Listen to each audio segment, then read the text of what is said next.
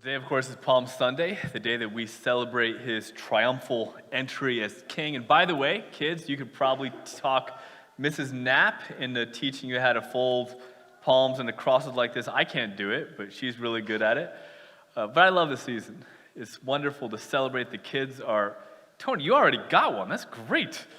I love it. Spring is coming up. My daffodils have come up. I'd say it feels like spring, but honestly, this week I'm just hoping we don't get too much snow. But we've made it to the spot on the calendar we could travel, gather with family for good food, and of course, the real meaning of Easter isn't found in the weather or the candy or the ham or the weather or anything else. But today, this week, we celebrate the resurrection of Jesus. And Jesus, on Palm Sunday, is celebrated as the victorious, welcomed King. Palm Sunday, services on this day are full of happiness. We remember that we are so blessed to follow the King of the universe, that he has blessed us, that we have so much to be thankful for, and every single thing I just said is true. But what I don't want to communicate this morning, I don't want to say that it's wrong to celebrate Palm Sunday, but what's occurred to me is that sometimes our victory lap, our joy in proximity to power is a little bit simple. And I think sometimes when we tell the story of Palm Sunday in a simple way, with us being in the victorious crowd waving the palms, I think when we don't dive into the complexity of the story, our faith is under-equipped for how complicated our own times are. I think as easy it is to sort of tell the story in, simplicity, I think we miss out on what God may be challenging and pushing us and nudging us with. What's fascinating to me about this story is when you look closely at it, you find that the story of people waving palms is way more complicated than just a simple takeaway that Jesus is king. I think this story has a lot of challenge, it has a lot of hope, but I'm convinced that the story of Palm Sunday is exactly what will help anybody going through difficult, challenging times. And I'm excited to tell you the story, as I am every year, because I think if we look at it really carefully, in doing that, God might not just demonstrate that Jesus is king, but we start to get a glimpse of what that means for us. And it might not be exactly what you expect. Let me just tell you the story. This comes from the book of Matthew, chapter 21. Here's how the story goes. So Jesus and his disciples were traveling to Jerusalem, and they came to Bethphage on the Mount of Olives. Jesus sent two disciples, saying to them, "Go to the village ahead of you, and at once you'll find a donkey tied there with a colt by her. Untie them and bring them to me. And if anyone says anything to you, say that the Lord needs them, and they'll send them right away." This took place to fulfill, we'll talk about this in a second, what was spoken through the prophet, saying, "Say to the daughter of Zion, see, your king comes to you, gentle and riding on a donkey, on a colt, the foal of a donkey." The disciples went, and they did as Jesus instructed them. They brought the donkey and the colt, and they placed their cloaks on them for Jesus to sit on, and a very large crowd spread their cloaks on the road, while others cut branches from the trees and spread them on the road. The crowds that went ahead of him and those followed shouted, "Hosanna to the Son of David, coming," or "Blessed is he who comes in the name of the Lord, Hosanna in the highest heavens." When Jesus entered Jerusalem, the whole city was stirred and asked, "Who is this?" The crowds answered, "This is Jesus, the prophet from Nazareth in Galilee." So this is a story, and I get why it's called the triumphal entry. It's triumphant. I mean, the headline is clear. What's communicated is simple. Jesus is king. And that headline got a lot of attention because the people waving those palms needed a king. What you should know is that everybody waving a palm that day, they're all going through a crisis. And they were convinced that Jesus was there to solve all their problems, to give people power, influence, health, and riches. And people in the crowd waving the palms on that day, they thought that all of their problems in life were as simple as needing more. But all you have to do is read the story of the Bible, and what you discover is that people that day missed something. In fact, if you flip a couple verses earlier in this very story, you hear King Jesus telling people that being close to a king is more complicated than having power and riches. I just want to point out this fascinating conversation. A couple verses later, one of the disciples, it's actually a funny story. A couple verses before Palm Sunday, one of the disciples had his mom talk to Jesus and ask Jesus a favor. And the favor was simple. Can you let my son be closer to power? Here's how this conversation went. One of the disciples' moms comes to Jesus, and Jesus goes, what do you want? And she says, grant that one of these two sons of mine may sit at your right and the other at your left in your kingdom. And Jesus says, this is not the answer that she would have heard. This is what the disciples wanted to hear. She responds, you have no idea what you're asking about. That's what Jesus says. Can you drink, he asks, the cup that I'm about to drink? And his followers were arguing about who gets to be closest to power.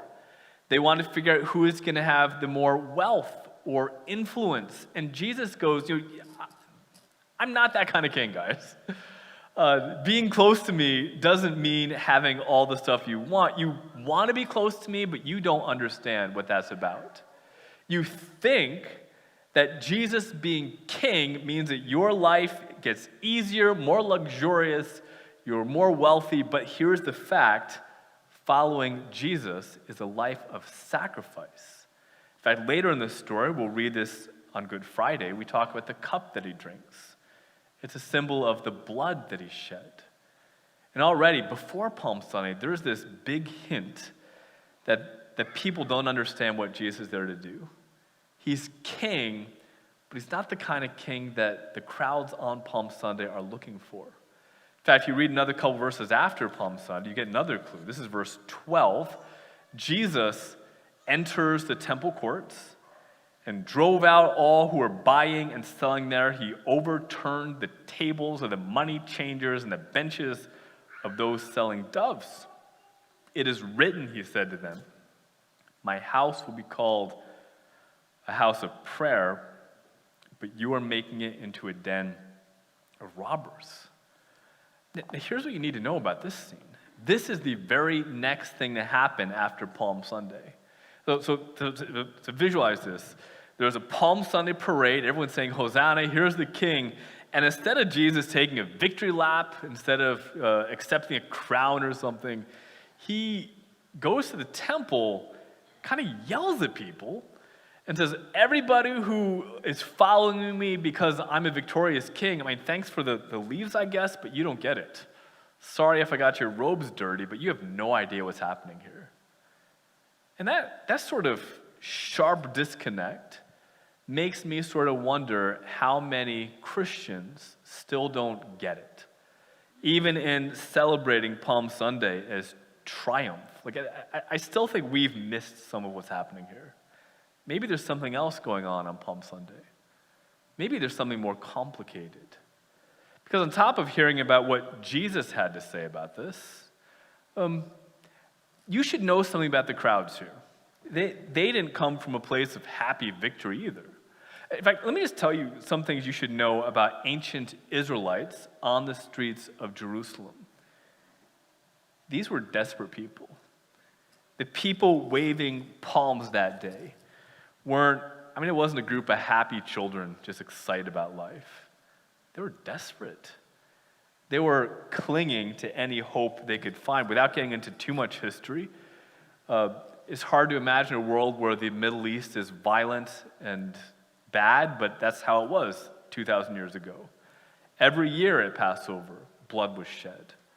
When you read the Passion story, you may be shocked that the week starts with a triumphal entry and ends in an execution, but to be honest, anybody who had ever been at Passover around those decades would have expected it. This happened every year with lots of people. There were beatings and executions and riots and coronations. From a Second Temple Jewish perspective, the Roman government was they're greedily and corruptly taking all the resources from the Jews in Palestine and bringing it to Rome. The Jewish, as a quasi-nation, couldn't assemble. They didn't have enough food to feed their kids. They didn't have jobs. A lot of them just were like people at all times who were desperate. They were desperate. Sickness, illness, violence. People had no control. So once a year, they were allowed to celebrate Passover. They came to Jerusalem, and every year it kind of came about the same. There were riots and revolts, and Jesus was obviously special, but Passovers with formal executions, that basically happened every year in Jerusalem. Because torture, execution, was a really effective countermeasure against Roman governments to quench desperate people. That's the setting for Palm Sunday. Then in the middle of that, Jesus shows up on a donkey. And that doesn't always happen. And he very quickly ignites a parade by worried, desperate, helpless people who very quickly recognize the symbolism that you may not recognize. Now, let me just help you recognize the symbol of someone riding into Jerusalem on a donkey. Here's what you need to know. Every Jewish person in the audience would have very quickly recognized Zechariah 9. Now, you may recognize the text behind me. Rejoice greatly, daughter Zion. Shout, daughter Jerusalem. You'll know the next line. See, your king comes to you. Righteous and victorious, lowly, riding on a donkey, on a colt, the foal of a donkey. And that's really all we ever talk about from Zechariah 9, because that's what's quoted. It sounds familiar, and that's probably the only part of Zechariah 9 that you may have ever thought about. But do you know what the rest of Zechariah chapter 9 is like? You could read it if you want. It's bad. It's chaos. It's about suffering and defeat, disappointment, grief, just sort of waiting for God to help, and he doesn't come through, so you have to keep waiting in faith. Zechariah 9 is people in desperate situations looking for any glimmer of hope, not seeing any, but hoping anyway that a king will fix it. That's Zechariah 9. That's Palm Sunday. It's certainly less little kids singing victory songs, more, God, can you help us? And then, of course, as Jesus is walking on a donkey, people, it's not just this. People shout, Hosanna, Son of David, blessed is he that comes in the name of the Lord. Not a random quote. Hosanna in the highest heaven comes from another passage in the Bible. You may know enough about Matthew to guess that these are not random words. This is a quote from another passage, Psalm 118. And if you look up verse 25, Psalm 118 reads, Lord, save us. That's Hosanna. And then it goes on to say, blessed is he who comes in the name of the Lord. Hosanna, by the way, in case it wasn't clear, it just means God save us. God, can you do something, because we're just desperate here. I'll bet if you walked around today saying Hosanna, again, you might imagine kids dressed up in their holiday best, waving palms, excited about spring break, just so happy about life. But nobody in Psalm 118, or on the first Palm Sunday, or in Zechariah 9 was happy, joyful, or thought that things were good. In fact, you could read the rest of Psalm 118. It's not happy. I'm just going to read part of Psalm 118. This is the verse to the chorus that they sang. Verse 5 of this psalm goes, when hard pressed, I cried to the Lord. I cried to the Lord. I was hard pressed. The Lord brought me to a spacious place. The Lord is with me. I will not be afraid. What can mere mortals do to me? Which implies that everybody is threatening the person asking God for help, and the best they could do is go, what are all these people going to do to me other than kill me, right? That's not good. Then it goes, it is better to take refuge in the Lord than to trust in humans, which, to be fair, this is not a victory lap here, right? This doesn't sound happy. This isn't a, we're winning. This is a, we're losing, and I need God's help. This is much harder than you might imagine greeting a king. You don't say the word Hosanna when you feel like you're winning. You say Hosanna when you're losing and you're hard-pressed and you've got lots of things threatening you. When you can't sleep at night because you have so much anxiety pressing against you and you've lost your patience because it's so hard. And that's the context of Palm Sunday. I mean, think about the passages that we just read. Psalm 118, seriously, write it down, read it later. It's a story about unexplainable suffering of people of faith during uncertain time. Psalm 118 is about it's about facing danger all around you that you can't control. And the only thing you can do, because nothing else is working, is looking toward God to show up and save you. That's what the word Hosanna means. Zechariah, the whole donkey thing. Zechariah 9 is a story, not a shock, about suffering through complicated times and facing death and destruction and disappointment. Zechariah 9 is going, we are sunk unless God shows up, and not seeing any hope, but still holding on to faith. I think those two passages tells you something about Palm Sunday. It should tell you that Palm Sunday isn't a story about feeling good. Palm Sunday isn't about the sun shining, everything looking your way, and just being thankful that everything's going your way. Palm Sunday is about holding a palm when you're suffering and you can't stop thinking about it. You ever go through something like that? You wake up and you check the news and find yourself asking the question, where's there a war today? Is Haiti still a country? Is the government shut down today? Like, what other threats are there to our kids, our future? If you're like me, you check the news in the morning, you don't learn your lessons, so you do the same thing before bed, and you wonder why you have trouble sleeping at night. If that's ever you, if you ever feel discouraged, down, up against a wall, you have more in common than you think with the writers of Psalm 118, the prophet in Zechariah 9, and every single person in that crowd on that day waving those palms, going, Hosanna, God, can you save us? Because we need somebody to save us. And these three different settings, Matthew, Zechariah, Psalms, have a lot of different names and settings for disappointment, but it only attaches one name to the hope, and that name is Jesus. And when Jesus shows up on Palm Sunday, it's not like he showed up and everyone's problems went away. Arguably, everyone's problems got worse. I don't want to give anything away. Let's not pretend that we don't know what happens on Friday, right? We play this game every year in the Christian calendar. We trace the steps of Jesus where we're all happy on Palm Sunday. And then on Good Friday, it's like, oh, what happened, right? Like, I thought everything was good. And by the way, do come back on Friday. It's 7:30. We're just going to simply read the story from Scripture and we have an amazing service plan. But it always strikes me a little bit odd to have Palm Sunday and we celebrate Jesus as King and the crowd welcoming as if we don't know what's going to happen the next day. Like, this is not a happy event in the gospel. It's not as though people wave their palms, they look at Jesus, Jesus waves his hand, and all the problems go away. The problems got worse. Palm Sunday is the start to a long, painful season of agony, and by the end of the week, Jesus' closest friends have abandoned him. He's betrayed. Jesus is in prison, on trial, in pain, and not getting better.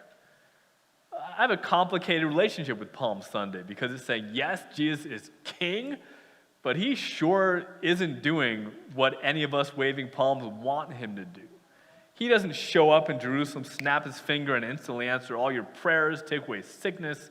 He didn't get rid of the Roman Empire, make it fair or non-violent. He didn't take away suffering with a wave of his hand. He didn't do any of that on Palm Sunday. Palm Sunday is Jesus ramping up to the cross. And when you today see Jesus King, it doesn't make your life instantly better. It's not about that. Do you know what Palm Sunday is about? Palm Sunday is about waiting. It's about seeing hope, but it doesn't mean you no longer have any cares or worries or even more fears. Jesus is King is about taking all of your burdens and concerns to King Jesus, trusting him with them, taking him at his word, but knowing ultimately God may have a different, bigger plan. Palm Sunday means sometimes even going into lament, going, God, I don't know why this is happening, but I trust you. Palm Sunday, you may even feel like Jesus in the midst of his suffering. But Palm Sunday is about the hope that Jesus ultimately is king, even if he doesn't rule in the way that you might. The truth is, nobody waving palms on that Sunday imagined the possibility that Jesus would defeat a problem and a fear bigger than they asked him to. They never thought about death or resurrection. If you asked anybody in the crowd, they'd have the same sort of complaints that we would. And instead of answering any of them, God hits humanity with a fire hydrant of goodness that nobody could have predicted. That day, he had a much bigger, better plan than anyone else did. Most of us, we're still stuck like the people in the crowds of the ancient Jerusalem streets. And I think, to be honest, I think a lot of us feel like we're sitting with Zechariah 9 or Psalm 118 or Palm Sunday or whatever sort of chaos and confusion and disappointment you carry with you. You know what helps you, though? I think the thing that helps you is hope. Even if you don't get to see the whole map of your life, even if you are sitting here on Palm Sunday and you don't know what the next days will work out, what helps is to know that injustice and suffering, disappointment in the story ends with resurrection. That all the agony that Jesus went through ended in victory. Maybe I think the best thing you can do when you're sitting in darkness and chaos and suffering is seeing Easter on the other end of it. Now, if you're not a Christian, if you're here because you're curious or you want to celebrate Holy Week or whatever, I would just invite you to lean into the gospel. It is provocative, it is life-changing, it will just drastically bring hope into your life that you may not be able to wrap your head around. Now, if you are a Christian, you've already figured out the fact that following Jesus isn't an instant solution to each of your challenges in life, right? You've got the hang of that so far. So what do you do? What I want to leave you with is maybe some really practical ways as a Christian to focus on hope and gratitude as you walk through difficulty. Now, these are just some words of advice from one of my former professors. Paul David Tribb, who just sat with me and impacted me. But what he says is the most powerful weapon you have when you're sitting here in crisis and fear, the most powerful thing you have is gratitude. That what you can do is, when you can't change your circumstances, you would change your perspective. Instead of going into despair, look to gratitude. This is important because what you're not doing is minimalizing your difficulty. It's real. Instead, though, you have the ability to look at your own chaos and suffering with the perspective of, well, God's goodness. And it's got to start there, vertically. That you as a human being needs to see God's glory and be grateful for who he is, to live in light of his righteousness and justice and sovereignty and love and mercy and grace. Like, you are not alone, you belong to the Lord, and there's something powerful that happens in your soul when you plant your feet firmly on God's goodness when everything else seems to fall apart. That when you look at God with gratitude and look down at what you can walk on, Tripp says, look horizontally. Look around you. Think about all that God's given you. People, places, things. Think about the people in your life who care about you, who would like to hear from you or that reach out to you. Think about places in your life that God's given you. Food to eat, exercise, places to walk. I mean, God has been so kind to us. Don't take it for granted. Thank God for all of his blessings. The thing is, when you can, in the middle of your suffering, Recognize that King Jesus has not just been faithful to you now, but he's leading you to something better. Something changes in you. It does something to you.